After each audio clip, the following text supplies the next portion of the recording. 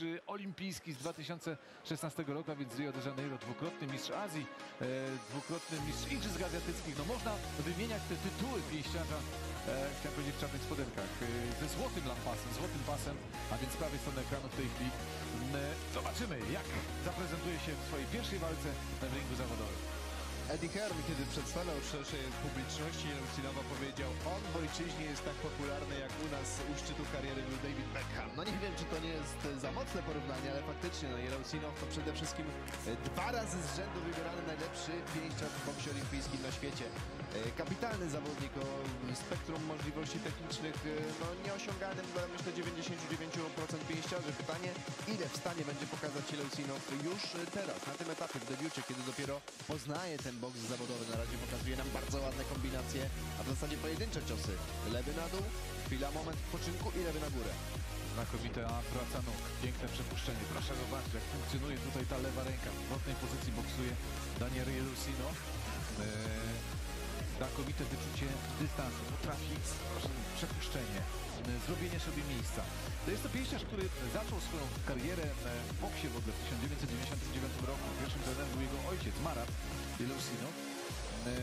To jest pierwszy mistrz olimpijski z Kazachstanu, który zdecydował się przejść na karierę, który zdecydował się kontynuować swoją karierę zawodową. Wcześniejsi mistrzowie olimpijscy, Arbajew, Sasekbajew, Sapijew, w tej chwili oczywiście bardzo mocno wspierają Jelcinowa, a sam Jelcinow mówi, że gdyby oni wcześniej zdecydowali się przejść na zawodowstwo, jest przekonany, że po pewnym czasie byliby jednymi z najlepszych pięściarzy pound for pound, a więc bez podziału na kategorie wagowe. Ale popełnia błędy zaskakujące dla mnie Jelcinow, jeżeli chodzi o defensywę, bo już w zasadzie 2 razy daje się Amerykaninowi złapać na taki dość obszerny cios. Myślałem, że tutaj będziemy mieli taki kryształ defensywny, jeżeli chodzi o Kazacha, a póki co przez te nieco ponad 2 minuty dał się dwukrotnie zaskoczyć, pomimo oczywiście tego, że generalnie walkę prowadzi. No i teraz kapitalna próba kontrataku w wykonaniu Jelcinowa. Tak, jeżeli chodzi o Noaha Kida, to jest 5. walka dopiero tego pięściarza na zawodowym ringu. On ma 22 lata, to jest także bardzo młody zawodnik.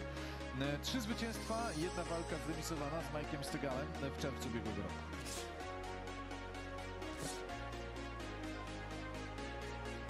Na te 3 wygrane pojedynki przez ciemnoskórego Kida, 2 rozstrzygnął przed czasem w debiucie, kiedy to pokonał Taję Labiego, i przed tym pojedynkiem, kiedy to znokautował w 4. rundzie Seta Paslera. Ja miałem przyjemność komentować walki Jelcinowa podczas Igrzysk Olimpijskich w Rio de Janeiro. No i tam rozprawiał się w sposób niepodlegający dyskusji ze swoimi rywalami, a pokonał m.in. Josha Kelly'ego z Wielkiej Brytanii, który teraz uchodzi za jednego z największych prospektów zawodowych ringu.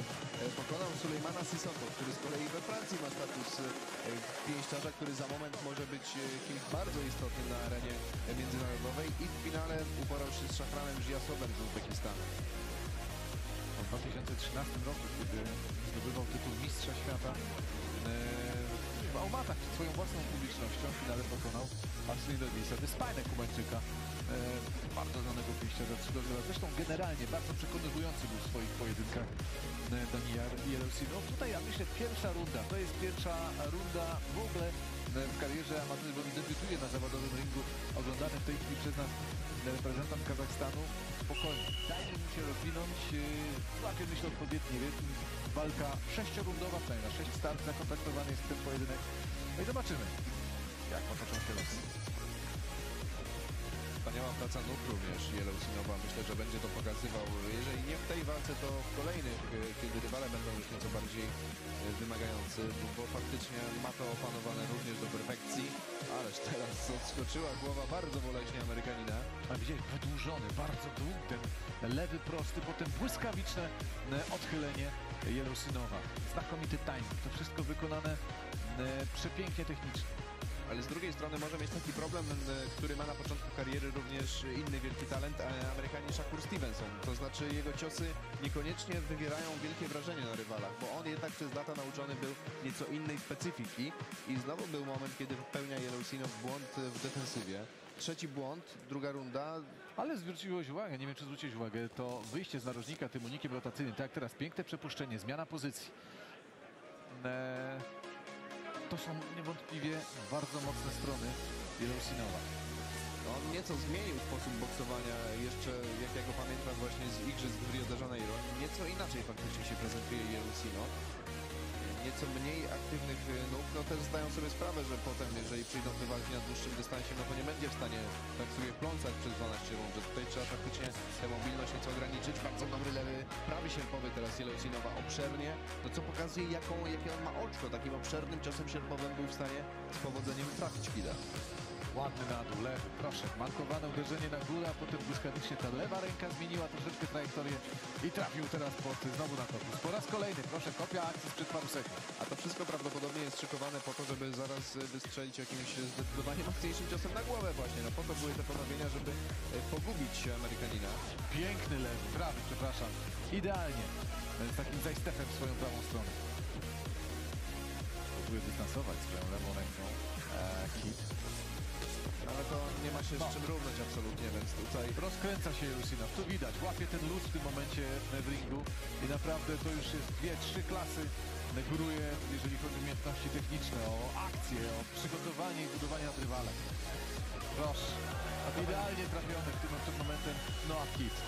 mam już coraz większe przekonanie, że ta walka nie potrwa 6 rund, że jeżeli faktycznie zachowa te tendencje coraz mocniejszego boksu z każdą kolejną minutą Jelcinow, no to po prostu zastopuje Kida. Teraz niewiele brakowało. Trochę nieprecyzyjny był ten prawy sierpowy, bo w zasadzie przed ramieniem gdzieś uderzył Kida, ale to pokazuje już, jak zaczyna ten repertuar Jelcinowa nam wzrastać z każdą minutą jego pobytu na zawodowych ringach.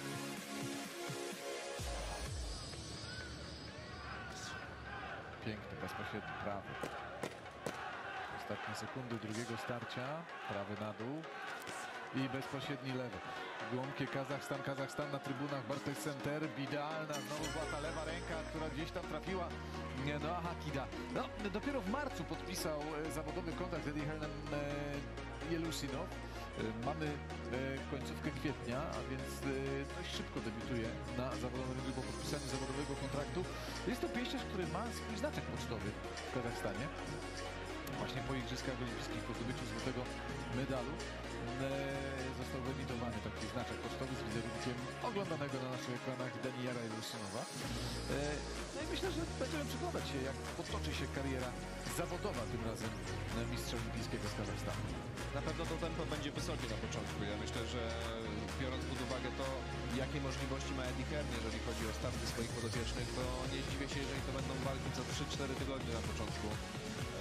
Bo też chyba jemu potrzebne będzie takie właśnie przestawianie się poprzez po prostu regularne toczenie pojedynków, bo widzieliśmy już w tej poprzedniej rundzie, jak ładnie zaczął nam boksować Jelcinow podczas więcej. No, nawet pytanie nie kiedy, a czy jest takie, czy on zostanie mistrzem świata, bo ja jestem przekonany, że Jelcinow taki tytuł zdobędzie wcześniej czy później. Pytanie raczej jest, czy on zdoła... Oj, pięknie, ależ znakomicie. Mówiliśmy o tym, że to jest mistrz kontry i przekonał się o tym teraz boleśnie. Noah Kid skontrowany po prostu w podręcznikowy sposób.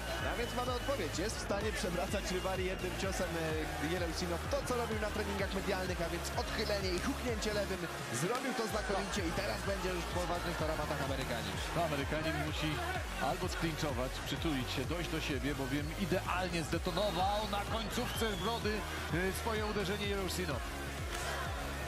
I zaczyna się ukochana gra Kazacha, bo będzie chciał odpowiedzieć Kid i zaraz będą się otwierały te furtki do kolejnych mocnych ciosów dla Jelcinowa.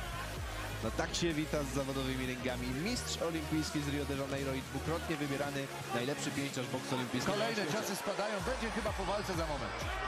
Stara się teraz zerwać ten uchwyt Jelcinowa, ale bardzo mądrze, no a Kid gdzieś tam instynktownie stara się uratować skórę. Kolejny cios na dół i będzie po walce. Tak! W trzecim starciu kończy ten pojedynek Daniyar Jelcinow, ależ ta detonacja tej kontry była rewelacyjna. Ja myślę, że za moment jeszcze raz zobaczymy tę mistrzowską akcję Jelcinowa. Piękne przepuszczenie i długi lewy, no pięknie to zrobił. Identycznie jak robił na treningu medialnym, który odbywał się w czwartek w Nowym Jorku. Dokładnie ta sama akcja ze swoim ojcem prezentowana. Odchylenie i uderzenie lewym na ten przepuszczony przez przeciwnika atak. No znakomicie wykonał to Jelcinow i no, pokazuje ten swój potencjał. Oczywiście to jest pierwszy krok, nie ma też co za bardzo tutaj budować już jakiejś nie wiadomo jakiej historii wokół Yellow-Sinowa, ale wydaje mi się, że ma również te mentalne papiery na to, żeby być kimś zdecydowanie istotnym w zawodowym boksie. No i teraz David Diamante, anonser ringowy. 2 minutes and 52 seconds of round number 3. Your winner by TKO, Danny Yar, Kazakh Thunder, Yellow-Sinowa. Kazakh Thunder, a więc grom z Kazachstanu i rzeczywiście niczym gromy spadły tutaj na głowę na Hakida. Bardzo ładna walka w wykonaniu Daniara Yellow-Sinowa. Pierwsza runda spokojna na wybadanie rywala, na wejście odpowiednią walkę. No już od drugiego starcia to była absolutna dominacja. No i właśnie pytanie, jak z jego siłą ciosu? Czy ten przeciwnik jest akurat tak odporny, czy może jednak te ciosy nie są tak mocne, bo przy takich umiejętnościach, przy takiej dysproporcji umiejętności powinien, myślę, szybciej się rozprawiać ze swoimi rywalami na początku kariery, bo to wiadomo, nie są na początku tacy mocni rywale. Zobaczymy to przy następnych walkach. A ja bym zwrócił uwagę na to właśnie, że mam zawodnika w miarę dobrego i niewygodnego. Miałbym pokonany jedną remis i tak naprawdę bardzo nie chciał boksować, boksował dziwnie, nieszablonowo, dlatego ciężko mu było wyczuć ten dystans na początku tak wejść ciosem, a potem właśnie było widać, odchylił się na lewo, piękny lewy prosty, kilka razy go już tym trafił, ale mówię, nie w punkt, a potem trafił i wykończył robotę. Bardzo fajny zawodnik i na pewno duża przyszłość przed nim, bo widać, że talent do boksu jest, no zresztą niż olimpijski mistrz świata, co nie wzięło się z niczego. Tak, ten, którego pokonał, czyli Noah Kid,